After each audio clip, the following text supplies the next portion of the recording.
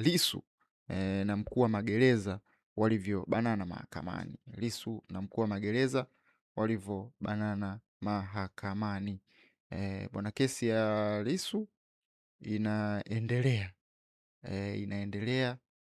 mahakamani, bado haijafikia tamati. Kwa hiyo mambo yamekuwa ni hapo bana. Kuna taarifa nasema serikali ya Tanzania imesema inalifanyia kazi tamko la Jumuiya ya Madola lililotoa mapendekezo kutafutwa kwa suluhisho la kisiasa na kisheria kuhusu kesi inayomkabili mwenyekiti wa Chadema Tundu Lissu. Anasema akizungumza jana, ilikuwa ni Julai 22 jijini Dodoma, msemaji mkuu wa serikali Gerson Msigwa amesema serikali imepokea tamko hilo na inaendelea kulifanyia tathmini, huku akisisitiza kuwa Tanzania ni nchi huru inayozingatia misingi ya sheria na katiba. Tamko ni kweli limetolewa serikali, tunaliona na tunafanya tathmini tuone namna ya kulitekeleza. Tanzania ni nchi huru inayojiamulia yenyewe na inayoongozwa kwa msingi wa kisheria na katiba, amesema Msigwa. Kauli hiyo inafuatia pendekezo lililowasilishwa na Jumuiya ya Madola na aliyekuwa rais wa Malawi Lazarus Chikwera, ambaye ni mjumbe maalum wa jumuiya hiyo aliyeteuliwa kusaidia kupatanisha mivutano ya kisiasa nchini Tanzania baada ya uchaguzi mkuu Oktoba 2025. Yes, bwana, pressure inazidi kuwa kubwa.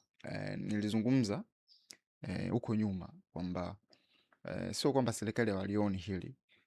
Leo Jumuiya ya Madola wanazungumza hili swala la Lissu, lakini kisha Jumuiya ya Madola nisha kuzungumza kwamba Senate ya Marekani pia wao nao wamelizungumza hili jambo, lakini bunge la Ulaya wamezungumza hili jambo, na ajenda kuu ni kuhusiana na kushikiliwa kwa aliyekuwa au tuseme mwenyekiti wa Chadema Tundu Antipas Lissu amezuiliwa. Kwa hiyo pressure imekuwa ni kubwa sana kutoka nje ya Tanzania, na ndio maana hata kauli ya Msigwa nakwambia, sisi hatuendeshwi, sisi ni nchi huru na tunajiamulia mambo yetu, tuna katiba zetu, lakini mioni mwao wanajua hili jambo wanalitoa vipi, na ndio maana tukaona kwanza yalianza maliziano Zanzibar kati ya CCM na ACT Wazalendo. Lengo ni kupunguza pressure au kujaribu kuwavuta na wao Chadema waje kwenye meza, kwa sababu Zanzibar kama nilivyozungumza awali kwamba ni wapinzani wakuu ni ACT Wazalendo. Kwa hiyo ni rahisi kukaa na ACT Wazalendo, japo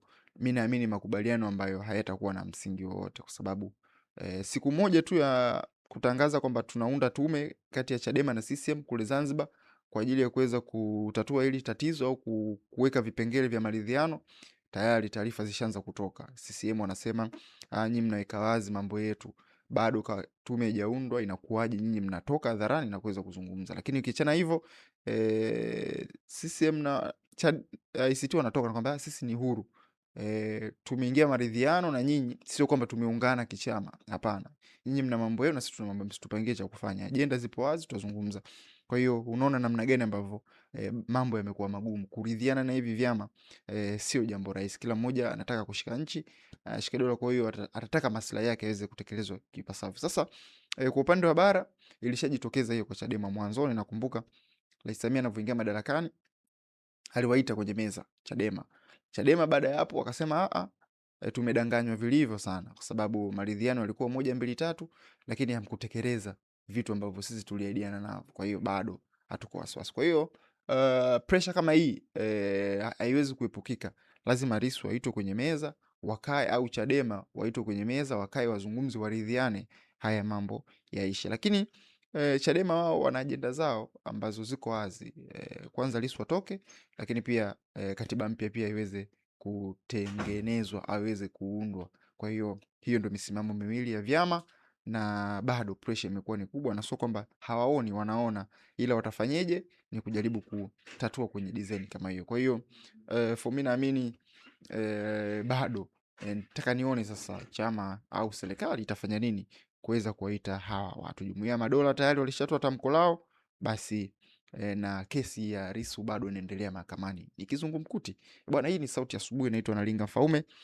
Kumbuka usisahau bwana kusubscribe hapo, lakini kutufuatilia kwenye mitandao yetu ya kijamii. Hiyo ndio taarifa kuu kuhusiana na kesi ya Tundu Antipas Lissu na jumuiya za kimataifa wanavyozidi kutia pressure serikali, na sio kwamba serikali hawaoni, wanaona, ila sasa namna gani ya kuweza kujikwamua, kumwachia moja kwa moja bwana aishe, itaonekana kwamba walifanya makosa kumshikilia, na ukishafanya makosa itawabana kisheria. Kwa hiyo for me naamini atapita haya. Kwa hiyo hiyo ndo habari kuu